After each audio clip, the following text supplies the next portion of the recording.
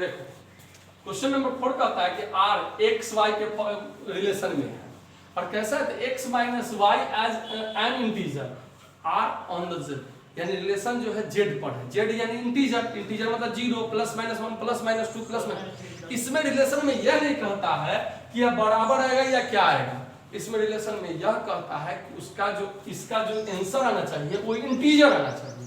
तो देखो x minus x कर देंगे तो 0 आ जाएगा, आएगा ना। 0 बिलोंग्स टू z, इंटीजर है यानी x का रिलेशन x से है। सोचो इंटीजर आना चाहिए, तो अगर 1 1 करे तो 0, 2 2 करे तो 0, 0 इंटीजर है। इसमें यह नहीं कहता कि 0 आएगा कि 5 आएगा कि 7 आएगा, वो कहता है इंटीजर आना चाहिए। तो integer x a minus a करेंगे तो 0 ही आएगा। 7 माइनस 7 0, 0 इंटीजर है। तो ये कंडीशन रिलेशन को कर देता है, सेटिस्फाइड कर देता है। इसका मतलब r इज रिफ्लेक्सिव। समझ में आ गया कि नहीं आ गया, यानी रिफ्लेक्सिव है। अब गौर करो 5 में से 3 माइनस करेंगे तो कितना आएगा 2। अच्छा 2 इंटीजर है कि नहीं, और 3 में से 5 माइनस करेंगे तो क्या आएगा -2। ये भी इंटीजर है। हमने क्या बताया कि इंटीजर में प्लस माइनस 2, तो प्लस माइनस दोनों 2 इंटीजर आ गया।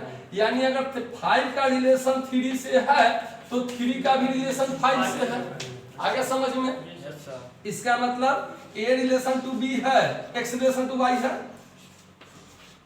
Imply that y relation x है। तो r इज सिमेट्रिक। समझ में आ गया कि नहीं आ गया। अब देखो अगर 10 में 8 घटाएंगे तो क्या आएगा 2, इंटीजर है, सॉरी इंटीजर है।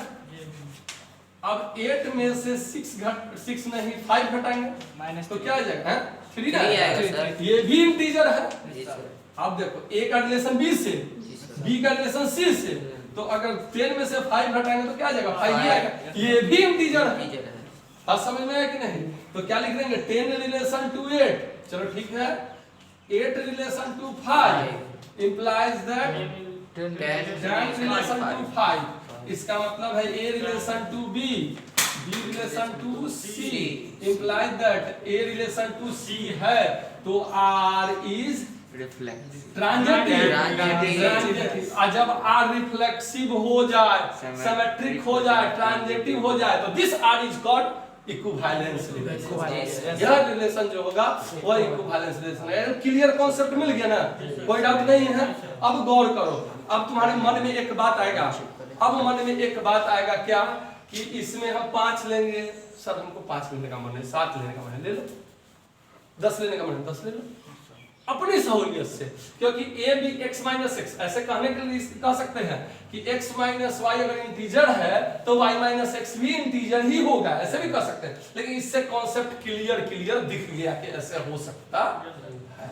अगर x माइनस वाई इंटीजर है तो क्योंकि 2 इंटीजर का डिफरेंस हमेशा इंटीजर ही होता है। बात समझ में आएगा कि नहीं। तो x माइनस वाई अगर इंटीजर है, ऐसा मत कहना कि यह नियम नेचुरल नंबर पर भी लग जाएगा, ऐसा कुछ नहीं होगा। 2 नेचुरल संख्याओं का अंतर नेचुरल नहीं होगा। कैसे? अरे 5 में से 8 घटाएंगे, नेचुरल है ना, तो -3 नेचुरल थोड़े है। तो ये इंटीजर पर लागू हो जाता है, 2 इंटीजर का अंतर इंटीजर ही होता है। तो अगर x माइनस वाई इंटीजर है तो y माइनस x भी इंटीजर होगा, कंफर्म है। लेकिन ये समझाने के लिए यहाँ 10 के जगह तुम 20 ले लो, कोई प्रॉब्लम नहीं है। तुमको जो कोई मर्जी, कोई प्रॉब्लम आएगा, आंसर उतना ही। अगर मान लो यहाँ 7 लेते हैं, यहाँ 5 लेते हैं, यहाँ 4 लेते, तो 7 में से 4 डिवाइड कर देते कितना 3 आता है। अब 4 में से 7 डिवाइड कर दे -3 आता है। तो ये तब भी ये सिमेट्रिक हो जाता। वही कहानी इधर भी बनता। नोट डाउन कर लीजिए।